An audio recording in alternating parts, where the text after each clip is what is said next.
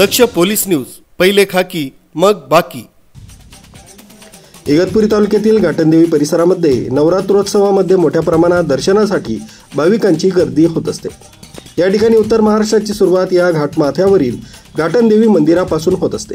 मोठ्या प्रमाणात भाविकांची गर्दी होत असल्याने या ठिकाणी चोख पोलीस बंदोबस्त ठेवण्यात आला। कोणत्याही प्रकारचा अनुचित प्रकार घडू नये यासाठी पोलीस प्रशासन सज्ज झालाय।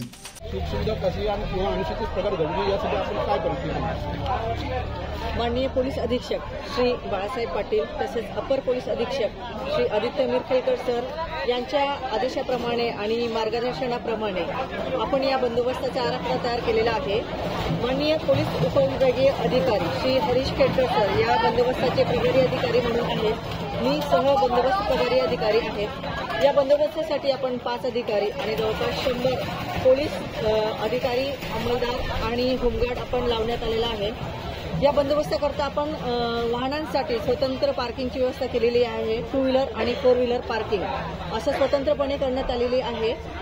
कोणताही अनुचित प्रकार घडणार नाही यासाठी आपण ट्रस्टींकडून सीसीटीव्हीची संख्या वाढवून घेतलेली आहे। त्याचप्रमाणे त्यांना वेगवेगळे फलक लावण्यासाठी आपण लेखी सूचना देखील दिलेल्या आहेत। दर्शन बारीपासून तो गाभाऱ्यापर्यंत आणि येण्या जाण्याच्या मार्गावर आपण सीसीटीव्ही कॅमेऱ्यांची संख्या वाढवून घेतलेली आहे। तसंच महत्त्वाच्या पॉईंट्सवर आपण चांगले अधिकारी आणि अंमलदार नेमलेले आहेत।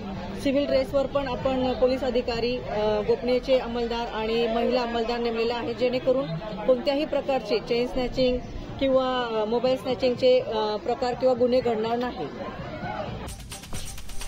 न्यूज ब्युरो, दक्ष पोलीस न्यूज, इगतपुरी।